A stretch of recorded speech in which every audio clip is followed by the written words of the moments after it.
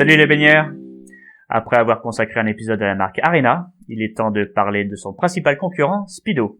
Ah bah on fait des infidélités à Arena? Ouais, pas du tout.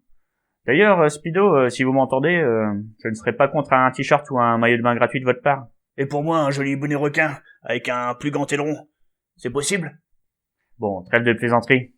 Revenons sur les origines et le parcours de cette marque aujourd'hui omniprésente dans l'univers de la natation.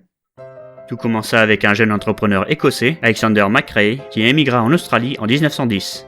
Basé à Bondi Beach, à Sydney, il créa tout d'abord une société qui fabriqua des sous-vêtements, la bonnetterie McRae Knitting Mills. En 1914, Alexander saisissa l'intérêt croissant de la natation en tant que sport de compétition, et il se lança dans la fabrication de maillots de bain en créant une société distincte, Fortitude.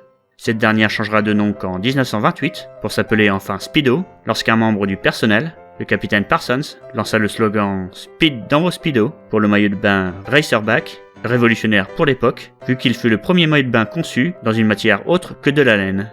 Ce slogan devient si populaire qu'il fut tout naturellement à l'origine de ce changement de nom, et c'est dans toute logique que ce fameux modèle Racerback fut le premier maillot de bain à sortir sous la marque Speedo. Inspiré par le pays où réside son créateur, le logo Speedo est appelé le Boomerang et est devenu un symbole sportif australien. La renommée internationale ne tarda pas à venir pour la marque, vu que le nageur suédois Ame Borg battit un record du monde en portant un maillot de bain de la marque Speedo. Peu de temps après, c'est au tour de la nageuse australienne Clare Davis de remporter le titre du 200 mètres nage libre au JO de Los Angeles en 1932. Sa victoire fut toutefois enrayée par les critiques qui reprochèrent à son maillot de bain, jugé principale raison de sa victoire, de montrer trop les épaules pour ce qui se faisait habituellement à l'époque. D'autres victoires s'enchaînent pour Speedo, comme lors des JO de 1956 à Melbourne, où toute l'équipe australienne de natation, conduite par les monstres sacrés John Devitt et Don Fraser, portant en toute logique la marque locale Speedo, domina cette Olympiade en natation, en remportant rien de moins que 8 médailles d'or. L'équipe remporta tellement de médailles que les équipes des autres pays s'amusèrent à dire qu'il devait y avoir des moteurs dans les maillots de bain Speedo. De là, Speedo s'exportera dans le monde entier, aussi aux États-Unis, au Japon, en Amérique du Sud, mais aussi en Europe, où le siège social déménagera de Sydney à Nottingham en Angleterre, étant devenu la filiale du groupe britannique Pentland Group. Tout au long des décennies, Speedo a toujours été désireux d'expérimenter de nouveaux produits, s'efforçant à trouver et développer des innovations en matière de maillots de bain de compétition, tant au niveau du design et de la technologie, abandonnant la laine pour la soie, puis au coton et même au tulle, plus récemment en expérimentant des matériaux comme le nylon, résistant au chlore des piscines. Speedo est à l'origine de certains des plus grands bonds dans l'évolution des maillots de bain. Les concepteurs de chez Speedo travaillent depuis les années 30 étroitement avec les nageurs de haut niveau, des décennies avant que son concurrent Arena ne finisse par l'imiter. Et il paraît qu'il existe un fétichisme des maillots de bain Speedo. Ah oui? Tiens donc. À toi de nous en parler? Bah pourquoi moi? Bah assume, je t'ai vu l'autre jour avec le catalogue de la Redoute. Tu m'as ruiné toutes les pages maillots de bain d'ailleurs.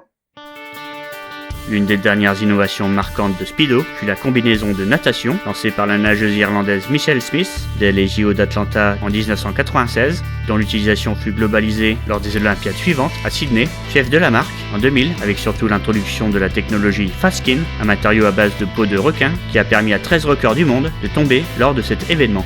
Le développement chez Speedo ira beaucoup plus loin en 2008 avec la combinaison LZR Racer qui fut fabriquée en utilisant la technologie créée par les États-Unis et l'agence spatiale de la NASA.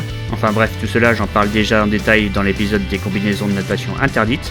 Mais il faut dire que lors des JO de Pékin de la même année, même des nageurs sponsorisés par des marques concurrentes comme Arena ou Jake voulurent à tout prix porter cette combinaison LZR Racer, et ce ne fut pas une mauvaise idée car certains comme Alain Bernard décrochèrent le titre olympique. Et que dire de Michael Phelps, nageur portant la marque Speedo, et qui remporta le record de 8 titres l'année au cours d'une seule et même Olympiade.